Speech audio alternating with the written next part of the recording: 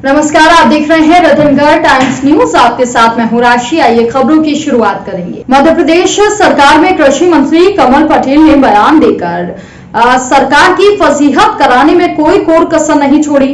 कृषि मंत्री कमल पटेल ने कहा कि प्रधानमंत्री मोदी ने माफी मांगते हुए तीनों कृषि कानूनों को वापस करने की घोषणा कर दी है।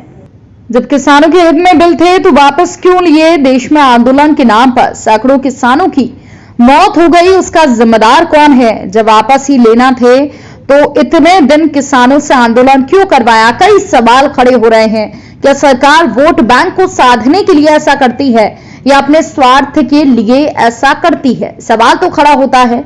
फिलहाल आप सुने कृषि मंत्री मध्य प्रदेश सरकार की कमल पटेल ने प्रधानमंत्री से क्षमा मंगवा दी है, जबकि वास्तविकता प्रधानमंत्री नरेंद्र मोदी ने क्षमा मांगी है या नहीं ये न्यूज चैनल नहीं बता सकता, लेकिन मध्य प्रदेश सरकार के कृषि मंत्री ने जरूर प्रधानमंत्री से क्षमा मंगवा दी है। आप सुनिए प्रधानमंत्री की क्षमा मांगने की कहानी मध्य प्रदेश सरकार के कृषि मंत्री कमल पटेल की जुबानी। भारत के यशस्वी प्रधानमंत्री माननीय नरेंद्र मोदी जी ने आज गुरु नानक देव जी के प्रकाश पर्व पर देव दीपावली के और कार्तिक पूर्णिमा के पावन पर्व पर देश को संबोधित किया। सबसे पहले गुरु नानक देव जयंती पर प्रकाश पर्व पर आप सब देशवासियों को बहुत बहुत शुभकामनाएं और बधाई।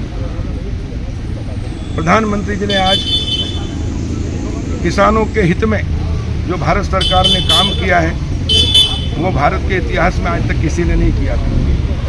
80% से ज़्यादा किसान छोटे हैं जो 5 एकड़ से नीचे, उनके लिए किसान सम्मान निधि मध्य प्रदेश के मुख्यमंत्री शिवराज जी ने किसान कल्याण निधि देकर 10,000 रुपये साल का दे रहे हैं। उसके कारण उनको संबल मिला है।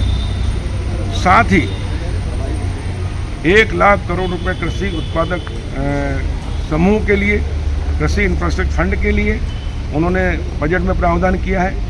1,64,000 करोड़ रुपए किसान सम्मान निधि में अभी तक करोड़ों किसानों के खातों में राशि दे चुके हैं। फसल बीमा योजना को सरल बनाया गया है, उसका विस्तार किया गया है। किसान को हर तरह से उनकी उत्पादन बढ़े, लागत कम हो, किसान की खेती घाटे के धंधे से उभर कर लाभ का धंधा बने, किसान की आय दोगुना हो।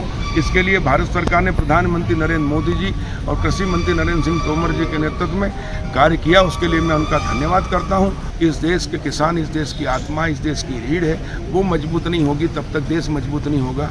भारत सरकार प्रधानमंत्री नरेंद्र मोदी जी के नेतृत्व में जो किसानों को मजबूत करने के लिए, खेती को लाभ का धंधा बनाने के लिए, किसान की आय बढ़ाने के लिए जो ऐतिहासिक कदम उठा रही है उसका मैं स्वागत करता हूं।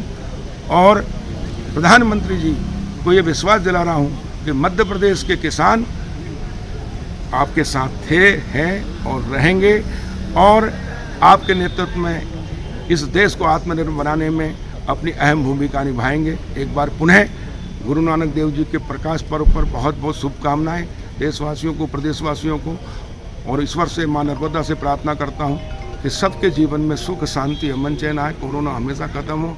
वहीं दूसरी ओर कांग्रेस पार्टी के नेता भी अब केंद्र सरकार पर हमलावर हो गए हैं। तमाम तरह की प्रतिक्रियाएं कांग्रेस के नेता दे रहे हैं। चलिए आपको सुनवाते हैं कांग्रेस नेताओं की जुबानी सरकार पर लगाए गए आरोपों की कहानी। देश की अहंकारी सरकार को आखिर इस देश के अन्नदाताओं के सामने झुकना पड़ा और आज वो 3 काले कानून जो देश के अन्नदाताओं को थोपने का प्रयास पिछले 1.5 साल से ये केंद्र की अहंकारी सरकार कर रही थी, आखिरकार उन कानूनों को सरकार ने वापस लिया है। जय जवान जय किसान। पिछले वर्ष 17 सितंबर को देश की संसद में पारित 3 काले कृषि कानूनों को आखिरकार मोदी सरकार ने आज पवित्र ऐतिहासिक दिन गुरु नानक जी के प्रकाश पर्व के दिन वापस ले लिया। ये किसानों के संघर्ष की जीत है, या न्याय की जीत है, या सच की जीत है। कांग्रेस ने लगातार किसानों के समर्थन में लड़ाई लड़ी। लगातार किसान 1 वर्ष से अधिक समय तक दिल्ली की सीमाओं पर, यूपी की सीमाओं पर डटे रहे। ठंड बारिश गर्मी के अंदर डटे रहे, प्रताड़ना झेली, उलाना झेली, कभी उन्हें आतंकवादी कहा गया, कभी खालिस्तानी कहा गया, कभी देशद्रोही दलाल कहा गया, कभी उन्हें कांग्रेस समर्थित कहा गया, लेकिन किसान लगातार आंदोलन करते रहे और आज 1 वर्ष बाद ये काले कानून वापस हुए। भरी बारिश ठंड और गर्मी में वो सड़कों पर सोए रहे, परिवार के साथ किसान डटे रहे, ये कम से कम इन परेशानियों से बचा जा सकता था।